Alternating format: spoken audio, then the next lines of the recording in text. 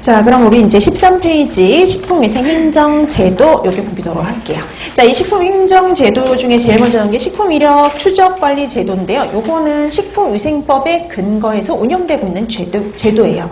자, 그래서 우리 그 이력 추적 관리 제도가 뭐냐, 식품 이력 추적 관리가 뭐냐, 거기 설명이 나와 있죠. 식품위생법 제2조에 보면 이렇게 설명이 되어 있어요. 식품을 제조, 가공 단계에서부터요, 마지막 판매하는 단계까지 이 단계별로요, 정보를 기록, 관리하는 겁니다. 그래서 우리 왜 예전 이제 처음 시작한 게 육류 종류들부터 시작을 했죠. 그래서 바코드를 찍게 되면은 이게 어느 농가에서 생산이 돼서 어떤 유통 경로를 거쳐서 여기 마트에 와 있는지가 기록이 되어 있고 그걸 확인할 수가 있어요.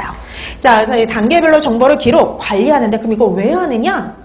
식품의 안전성 등의 문제가 발생할 경우에요. 그 식품이 어디서 문제가 발생을 했는지를요, 추적을 해서 원인을 규명하려고요. 원인을 규명하고 필요한 조치를 할 수 있도록 하기 위한 제도가 바로 식품 이력 추적 관리 제도다라고 여러분들이 확인해 두시면 되죠. 자, 그러면 어떤 것들이 이제 그 식품위생법에 근거해서 식품 이력 추적 관리 등록을 하게 되느냐? 넘겨보시면은요. 자, 식품위생법 제49조에 의하면은요, 식품을 제조, 가공, 판매하는 사람들 중에요, 이 식품 이력 추적 관리를 하고자 하는 사람은 등록을 하면 돼요. 하고자 하는 사람은 등록을 하면 됩니다. 식품의약품안전처장에게 등록을 하면 돼요. 하고 싶은 사람은요. 근데 반드시 해야 되는 사람이 있어요. 영유아식을 제조, 가공하는 업자들. 그 다음에 일정 매출액, 매장 면적 이상의 식품 판매업자 등은요, 식약처장에게 등록을 해야 됩니다. 그러니까 이건 뭐 하고 싶어서 하는 게 아니라 이 사람들은 반드시 해야 되는 사람들이에요. 그 반드시 해야 되는 사람들은 총리령으로 정하는데 그 밑에 총리령으로 정하는 사람들이 누군지가 쭉 나와 있어요. 그죠? 쭉 나와 있는데 이번에 임산부, 수유부용 식품 뭐 이런 것들이 있잖아요. 그래서 여러분 이제 법을 보는 법을 가르쳐 드릴게요. 이런 것 내용들이 바뀌면은요, 바로 적용이 되지를 않습니다. 왜냐면 유예기간을 둬요. 바로 바꾸게 되면 업체들이 그걸 대응을 할 수가 없기 때문에 유예기간을 둬요. 매출에 따라서 유예기간을 둬요. 보통 매출이 많을수록 빨리 적용이 되고요, 매출이 적을수록 늦게 적용이 되는데, 그럼 우리는 뭘 보냐? 제일 늦게 적용이 되는 것을 확인하시면 돼요. 그럼 임산 수유부 식품, 특수 의료 용도용 식품, 체질 조절용 식품, 그거 최종 가장 마지막에 적용은 언제냐면 2022년이죠. 그러니까 이건 아직 적용 대상이 아니라는 거예요. 완벽한 적용 대상이 아니에요. 그럼 지금 현재 그냥 영유아식만 기억하시면 된다는 거예요. 영유아식 제조 가공업자만요. 그 영유아식 제조 가공업자는 그냥 하고 싶어서 하는 게 아니라 무조건 다 등록이에요. 무조건 다 등록해야 됩니다. 그 다음 임산 수유부는 여러분 아직 멀었어요. 2022년요.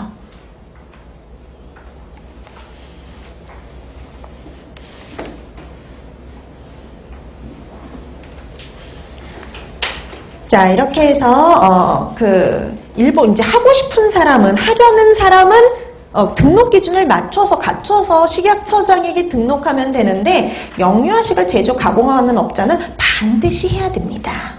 자, 그리고 제3항 보세요. 등록사항이 변경이 되면요, 변경 사유가 발생한 날로부터 1개월 이내에요, 반드시 신고를 해야 돼요.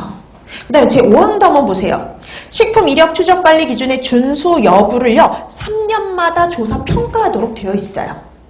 근데 아까 영유아식 제조 가공업자 같은 경우 있잖아요. 그 경우에는 2년마다 조사 평가하도록 되어 있습니다. 네, 여러분들이 법을 좀 더 이해하기 쉽게 제가 조금 변형을 시켜서 가르쳐 드리는 거예요. 그 내용이 전달이 잘 되도록. 일반적인 경우 3년마다 조사 평가하는데 아까 영유아식 같은 경우 있었잖아요. 그냥 반드시 무조건 다 등록해야 되는 그런 영유아식 제조 가공업자 같은 경우에는 2년마다 조사 평가하도록 되어 있어요. 자, 그 다음에 이제 나머지 사항들은 나중에 수업 끝나고 한번 읽어보시면 되는 거고요. 그 다음에 디귿을 보면 식품 이력 추적 관리 정보를 기록, 보관하는 게 있죠. 보통 이거는 어느 정도까지 보관하느냐? 2년 정도 보관해야 돼요. 근데 그 2년이 뭘 기준으로 한 2년이냐면요. 해당 제품의 유통기한 등이 경과한 날로부터 2년 이상을 보관하도록 하고 있어요. 그러니까 이게 이제 뭐 이 제품이 팔렸다 그게 그냥 바로 삭제가 되는 게 아니라 그 기록은 유통기한을 기준으로 해서 유통기한이 경과된 날로부터 2년 정도, 2년 이상을 보관하도록 하고 있다. 이렇게 보시면 되죠. 자, 그래서 이렇게 식품 이력 추적 관리 제도를 우리가 실시하고 있고요. 그다음에 두 번째 실시하는 제도가 뭐냐면 자가품질 검사 관리 제도입니다. 자, 그럼 자가품질 검사 관리는 말 그대로 생각하시면 되죠. 스스로 품질 관리를 하는 거예요. 그래서 우리가 이 제조 기준, 뭐 이런 기준 규격에 성분 규격이 합당한지를 스스로 검사하는 거죠. 자, 그래서 거기 보면 이것도 식품위생법에 근거한 제도인데요. 식품 등을 제조, 가공하는 영업자는요. 총리령으로 정하는 바에 따라서 제조, 가공하는 식품이 기준과 규격에 맞는지를요. 검사해야 돼요. 그러니까 기준과 규격에 맞는지를 본인 스스로가 검사하는 거예요. 본인 스스로 검사하니까 이게 문제가 생길 때가 종종 있어요. 기준과 규격에 맞는지를 검사해야 됩니다. 근데 이 항에 보면은 만약에 내가 스스로 못할 경우에는요. 자가품질 위탁 시험 검사 기관에 위탁을 할 수도 있어요. 내가 스스로 못하는 경우다? 그럼 위탁을 할 수도 있습니다.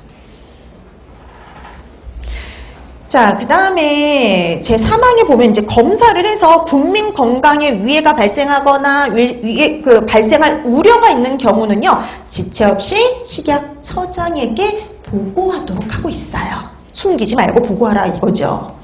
자, 그 다음 이런 자가품질 검사 얼마마다 한 번씩 하느냐. 적용 시점은요. 제품 제조일을 기준으로 산정이 되어 있고요. 적용 시점은 제품 제조일을 기준으로 하고요. 그 다음 이거는요. 식품마다 달라요. 어떤 건 3개월마다 한 번, 어떤 건 6개월마다 한 번, 어떤 거는 2개월마다 한 번 다 다르거든요. 그거는 오늘 나눠드렸던 프린트 1페이지에 있어요.